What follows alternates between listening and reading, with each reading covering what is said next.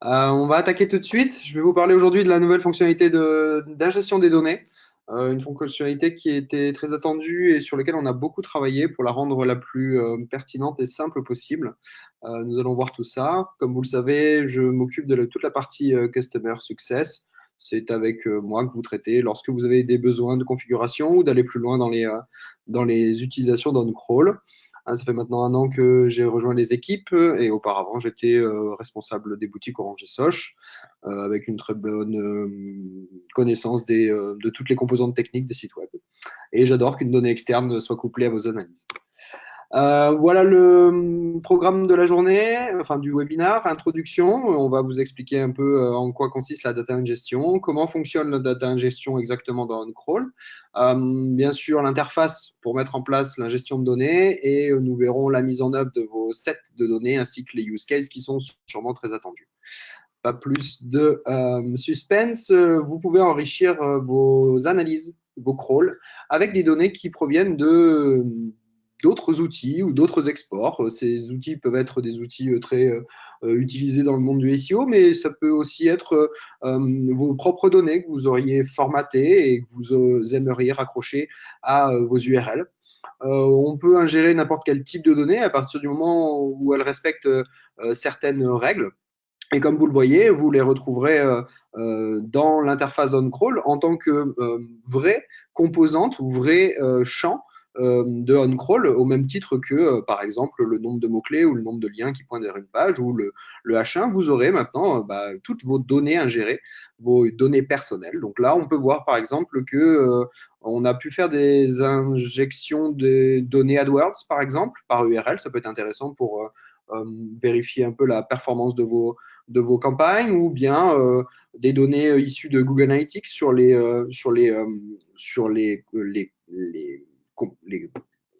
pardon, les, les goals, les objectifs de votre site, j'ai l'habitude de le voir en anglais, mais aussi toute autre sorte de données qui peuvent provenir d'outils tierces. Je pense notamment à SEMrush, Yuta, des données AdSense ou même votre propre CRM si vous aviez des données que vous voudriez ajouter à vos URL. Cela se passe assez simplement. Vous avez des fichiers en format CSV. Comme vous voulez le voir à droite, vous avez forcément un champ qui est le champ URL. Ce champ URL doit être en absolu. Et puis, vos données ligne par ligne, URL par URL, peuvent être ajoutées euh, comme pourrait l'être dans un CSV. Euh, vous pouvez nous fournir plusieurs fichiers pour un même crawl. Vous pouvez nous fournir des archives reprenant plusieurs fichiers. À minima, ce qu'on attend, c'est forcément une URL pour raccrocher la data à une URL qui est crawlée par un crawl. C'est assez simple hein, de faire un fichier JSON ou CSV, pardon. Et puis, souvent, les outils tiers se permettent d'exporter vos datas. Quelquefois, il faut légèrement modifier les fichiers, notamment sur les noms des champs. Nous n'acceptons que certains noms. En l'occurrence, nous n'acceptons pas les espaces dans les noms des champs. On le verra un peu plus tard, ils seront remplacés par des underscores. Ce qu'il faut bien retenir, c'est que tous les comptes aujourd'hui disposent du bouton pour enrichir les données. Maintenant, il y a une facturation qui est dépendante de cet enrichissement de données, mais je vous invite à nous contacter directement sur le chat pour mettre en place cette feature. Pour ajouter des datas, c'est assez simple. Sur la homepage de votre projet, vous cliquez sur le bouton Add Integration et vous suivez le process qui est assez simple. On a voulu l'interface la plus simple et agréable à utiliser possible. Je pense que vous serez ravis de voir à quel point c'est simple d'ajouter des données à vos crawls. Je dis bien à vos crawls parce que forcément, la donnée est ajoutée sur un crawl settings, elle est ajoutée sur un crawl. On va, au moment de l'analyse, raccrocher les données que vous nous avez injectées euh, à chacune des URL. Et ainsi, vous pourrez les manipuler. Vous allez voir un peu plus loin dans le Data Explorer, dans les filtres, dans les segmentations, un peu comme vous le désirez. Il faudra bien faire attention à un petit point, c'est que le type des variables et la compréhension du fichier par on-crawl est important. Vous avez dans le processus d'ingestion des champs qui vous permettent de savoir si oui ou non vos données sont correctement interprétées. Euh, voilà l'interface d'intégration. Vous voyez qu'on a rattrapé on a remonté des liens d'aide. On a aussi la zone de drag and drop ou de clic si vous souhaitez envoyer vos fichiers. Et puis, vous avez ensuite une liste des fichiers qui ont déjà été envoyés, leur statut, leur taille. Et puis, lorsque vous cliquez dessus, et ça c'est assez important, vous pouvez voir, tout en bas de l'écran ici, vous pouvez voir le type de variable que nous avons intégré. Alors, pour avoir fait beaucoup de tests, il arrive de temps en temps que le type de variable soit passé en chaîne de caractères. Par exemple, s'il reste un pourcentage à l'intérieur de vos données ou de vos données euh, chiffrées, enfin, OnCrawl va détecter le type pas forcément de la bonne manière. Donc, c'est à vous de bien vérifier que vos data envoyées correspondent bien, enfin, sont bien formatées pour que nous puissions les interpréter en tant que valeurs numériques. Par exemple, ici, on a l'exemple d'un import de Google Search Console, par exemple, où on voit bien que les clics, le CTR, les impressions et les positions sont compris comme des valeurs numériques. Et il a fallu modifier légèrement le fichier, mais ça se fait très simplement. Mais vous voyez qu'on n'aura pas de souci pour qualifier la donnée en tant que numérique, c'est-à-dire vous pourrez faire des clics supérieurs à, impressions inférieures à, etc., etc.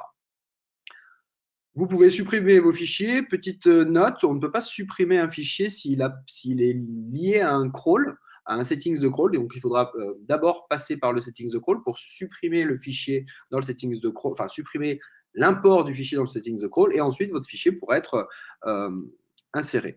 Ce qu'il faut bien comprendre, c'est que lorsqu'on injecte un fichier dans OnCrawl, très rapidement, hein, en quelques secondes, normalement, peu importe la taille du fichier, très rapidement, vous allez pouvoir valider que la data est bien dans le bon format. Et ça, je vous invite vraiment à faire très attention à ça. Moi-même, je me suis fait avoir sur quelques petites coquilles qui restaient dans mes lignes, et forcément, on ne croit que ce que l'on reçoit, et s'il y a quelques coquilles, il ne faut pas hésiter à aller d'abord corriger le fichier, puis le réuploader. Vous verrez qu'on processe un nombre assez impressionnant de lignes, et en quelques secondes, comme je disais, en moins de 5 secondes, je suis monté jusqu'à 500 000 lignes en moins de quelques secondes. Donc, n'ayez pas d'inquiétude. Vos fichiers, même s'ils n'étaient pas bien préformatés, il suffirait de les réuploader et tout fonctionnerait très bien. L'interface de data ingestion, c'est aussi l'interface du setting the crawl. Vous voyez là, nous sommes dans un launch new crawl. On est en train de définir un settings the crawl, et tout en bas de ce settings, vous voyez la data ingestion. Lorsque vous cliquez sur data ingestion et que vous activez la feature, vous allez avoir un listing des fichiers qui ont été uploadés au travers de l'autre interface, et c'est à vous de choisir 1, 2, 3, X fichiers à ingérer. Et à la suite de la configuration de crawl, il suffira de lancer votre crawl, et nous aurons, comme vous aurez déjà validé le format de données, nous aurons à la fin du crawl toutes les données ingérées fusionnées sur le champ URL. Quelques informations importantes, je ne vais pas tout lire, je vous laisserai reprendre ces données-là, elles sont aussi disponibles sur notre knowledge base. Faites quand même attention au type de fichier que vous envoyez. Vous pouvez envoyer des zip qui peuvent contenir plusieurs fichiers, des CSV ou des JSON. Dans le cas d'un zip, il faut que tous les fichiers soient au même format, avec le même nombre de paramètres.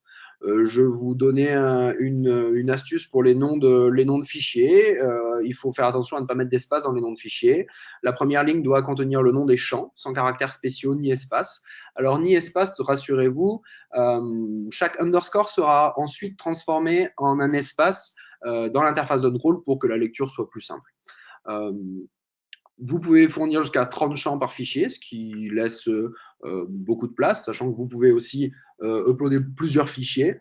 Donc, vous avez vraiment beaucoup de données à pouvoir disponibles à l'ingestion. Et chaque ligne doit comporter moins de 1024 caractères. C'est une limitation issue de tous nos tests, et on a quand même mis une règle maximum sur le nombre de caractères. Ne vous inquiétez pas, on peut ingérer plusieurs fichiers, donc vous pouvez découper vos fichiers, par exemple, si les lignes sont un peu plus grandes. D'autres choses qu'il faut savoir, les points pour séparer les décimales à l'intérieur des valeurs numériques. Ne pas utiliser de virgule dans les champs, il faut faire attention puisqu'ils pourraient être interprétés comme des séparateurs. Si vos données ne sont pas complètes sur toutes les URL, vous n'êtes pas obligé de fournir tous les champs pour toutes les URL. N'ayez crainte. Si vous n'avez pas de données pour une URL, elle peut être absente du fichier, pas de souci, on gère vraiment très très bien et de manière assez intelligente tout ça. Comme vous le verrez, il n'y a pas de limitation sur les imports, vous pouvez intégrer n'importe quel type de données, tant qu'elle est bien formatée, nous la prendrons en compte. Voilà ce que ça peut donner une fois que le crawl est terminé. Vous pouvez utiliser les données pour segmenter vos pages. Ici, vous voyez qu'on a une segmentation qui a été créée sur les positions Google Search Console. Vous pouvez l'utiliser dans les filtres du Data Explorer. Encore une fois, un filtre sur Google Search Console, a priori. Cela vous permet peut-être de détecter des pages à fort potentiel ou mauvais potentiel et prendre des actions. Et puis, comme vous utilisez des filtres, vous avez forcément des données qui sont affichées dans la Data Explorer. En l'occurrence, vous pourrez croiser vos données de CTR, de clics, avec des données d'impression, le nombre d'expressions issues de Yuda Insight, par exemple, et le trafic estimé. Vous pouvez rajouter aussi des colonnes telles que le nombre de bot hits par URL. Et en mélangeant toutes ces données-là, vous aurez une vraie connaissance de ce qui se passe et depuis des rapports d'outils externes et toutes les métriques on-crawl, le log ou les analyses croisées. Je me suis permis de vous envoyer, enfin de vous mettre à disposition des segmentations qui sont les plus utilisées aujourd'hui, mais j'ai beaucoup d'autres exemples. Vous voyez la segmentation pour les positions GSC, les impressions GSC et CTR. Je n'insiste pas forcément sur GSC, mais c'est vrai que ça parle à tout le monde. Tout le monde a une Google Search Console normalement. Vous avez aussi des segmentations qui sont possibles sur le nombre de liens issus des données Google Search Console ou d'autres outils tierces. Il suffirait de nous demander et on pourra vous transmettre des exemples ou en tout cas vous aider à construire vos segmentations. On va rentrer dans le vif du sujet. Après cette petite introduction, j'espère qu'elle était claire et cohérente. Voici par exemple un use case assez intéressant qui a été mené avec nos amis de Yuda Insight. Il a suffi de rentrer l'URL du site à vérifier dans Yuda, d'aller cliquer sur les pages positionnées pour avoir un rapport du nombre d'expressions positionnées ainsi qu'une évaluation du trafic obtenu. Eh bien, en croisant ces données-là et en créant des groupes, vous voyez qu'ici, on est sur le nombre de mots moyens par page. Vous voyez que les groupes sont créés avec les expressions qui sont ici. Eh bien, vous pouvez constater, par exemple, que moins une page a de mots-clés dans la page, moins une page contient de mots, moins elle a d'expressions sur lesquelles elle rank. Peut-être qu'il y a des sujets à adresser du côté du nombre de mots-clés par page pour essayer d'augmenter la largeur de l'assiette du nombre de mots-clés sur lequel vous êtes positionné. Moins une page a de contenu, moins elle se positionne sur un grand nombre d'expressions. C'est QFD. Là, vous avez le rapport et vous pouvez évidemment cliquer sur chacune des parties du rapport pour aller directement consulter les pages qui sont dans le cas, par exemple, de pages qui ont moins de 10 expressions et moins de 300 mots. Il suffirait juste de cliquer. C'était un use case que je trouve intéressant et puis ça nous fait aussi plaisir de parler de Yuda Insight. Donc, à vous de voir. Deuxième use case que je trouve particulièrement intéressant, toutes les données d'AdWords sur les campagnes. Une fois ingérées, les données AdWords peuvent vous permettre de comprendre la capacité à vos campagnes à vous apporter du trafic ou même estimer les coûts de votre campagne pour certaines URL. Je les ai masquées, évidemment. On fait attention à masquer les données de nos utilisateurs. Mais vous pouvez comprendre aussi que vous avez votre coût AdWords et puis le nombre de mots, par exemple, pour évaluer un quality score. Forcément, le nombre de mots est important. Vous voyez aussi les données de clics. Et puis, je me suis amusé à rajouter les données du nombre de bot hits issus des logs. Et en fait, toutes ces données-là étant maintenant présentes dans la data platform d'OnCrawl, vous pouvez les merger et bien sûr faire des exports ou consulter les rapports et peut-être même construire des dashboards plus personnalisés à l'extérieur. Je pensais que c'était un use case qui pouvait vous intéresser. sur la gestion des coûts, la gestion des campagnes et la performance de vos campagnes. Un troisième use case, des données qui sont typiquement issues de votre CRM. En l'occurrence, c'est un essai que j'ai fait. J'ai catégorisé les pages en fonction d'un niveau d'importance et j'ai regardé si dans le maillage interne, on avait bien la bonne répartition du nombre de liens vers des pages importantes, moins importantes ou très peu importantes.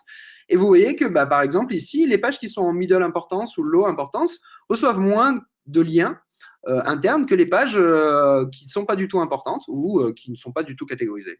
On voit que les pages importantes ont bien été en, en mise en avant, mais il y a peut-être un sujet là en se disant j'ai des pages qui sont en middle importance qui pourtant ne reçoivent pas de lien. Est-ce que j'ai un problème de stratégie de maillage interne? Est-ce que j'ai un problème de détection de mes pages, de pages orphelines? À vous de voir, mais je pense que des données issues d'un CRM comme le niveau d'importance, la criticité des pages, ou peut-être le nom de vos utilisateurs ou clients, si vous vouliez rajouter dans une crawl pour chaque URL la correspondance avec un nom de client ou avec un identifiant unique, vous pourriez très bien catégoriser sur vos différentes données issues d'un CRM. On vous laisse le choix. C'est vrai que c'est très simple de prioriser ou catégoriser ces pages depuis son CRM, faire simplement un export avec des URL en face et nous pourrons les ingérer et vous rendre des rapports. Un quatrième use case que j'ai trouvé assez intéressant, on a bien sûr dans une crawl l'analyse des backlinks Majestic, mais des fois on se pose la question quel est le site qui nous envoie le plus de trafic ou nous envoie le plus de liens. Et bien là, on peut tout de suite voir que en exportant des données, des liens vers votre site depuis Google Search Console, il suffit de les enregistrer et ensuite on voit le nombre de domaines qui font des liens. Une catégorisation qui est basée sur le nombre de domaines référents, qui peut être assez intéressante pour voir où sont positionnés vos pages et quel in-rank, quelle popularité interne elles ont. Et éventuellement, si vous deviez cliquer sur les pages qui reçoivent qui ont beaucoup de links domaines, donc beaucoup de domaines référents, vous pourriez aussi réaliser une optimisation pour transférer le jus de ces pages-là vers d'autres pages, sachant qu'elles reçoivent de la popularité depuis l'extérieur. À vous de voir comment vous pouvez manipuler les liens sortants de ces pages-là pour retransmettre cette popularité externe vers des pages importantes dans votre site. Un use case que j'ai déjà un peu abordé, mais les données Google Search Console, hein, on est d'accord que la position, le CTR, les impressions, ça a un impact. Vous voyez ici des représentations des pages qui ont les meilleures positions, où elles se trouvent dans la profondeur, les pages qui reçoivent le plus d'impressions, où elles se retrouvent en popularité. Il est possible que ces pages-là qui reçoivent moins de 1000 visites sur les 90 derniers jours, ayant peu de in-rank, il faudrait peut-être réfléchir à les remailler si elles étaient importantes. Et de la même manière, on voit la distribution des pages en fonction de leur CTR qui a été importé et de la profondeur. On peut aller encore plus loin, évidemment, parce qu'une crawl permet de faire des analyses croisées. Et si on va encore plus loin, voilà une analyse croisée avec des logs. On peut se rendre compte des pages actives et non actives en fonction du groupe de pages et en fonction de leur position. Voici le groupe position GSC, 1, 2, 3, 4, 5, et on voit que les pages en position 5, il y a une crawl frequency qui est faible sur des pages qui ne sont pas actives. Peut-être que ces pages qui sont en position 5 et qui ne sont pas actives ne donnent pas forcément envie d'être cliquées, ne sont pas forcément assez engageantes d'un point de vue title ou métadescription. Vous pouvez voir tout de suite si ces pages-là sont importantes pour votre site et éventuellement faire les modifications qui vont bien. Vous voyez aussi les visites sur les pages orphelines. Avoir des pages orphelines qui rankent, c'est toujours un peu embêtant. Et bien là, vous avez l'analyse croisée des visites SEO sur vos pages orphelines en fonction de leur position. Et on voit qu'il y a certaines pages qui sont orphelines et qui font des visites SEO et qui sont positionnées aussi. Donc, il faut peut-être réfléchir à comment les remailler à l'intérieur du site.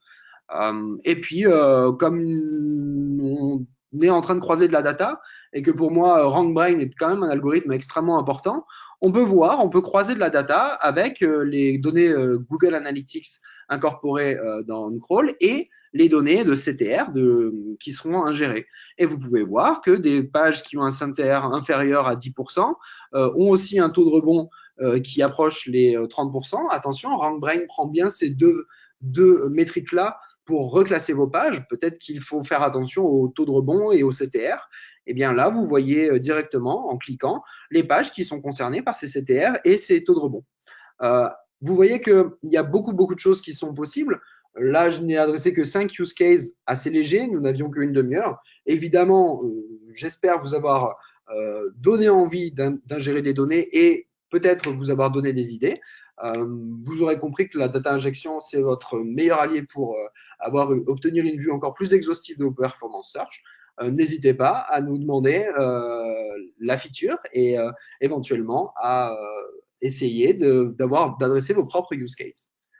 J'en ai fini pour ces 5 use cases. Je vais prendre les questions. Je vous rappelle simplement que nous serons présents aussi au campus et nous avons un petit déjeuner avec Open Linking à Annecy dans 2 semaines. Nous espérons vous y voir bientôt.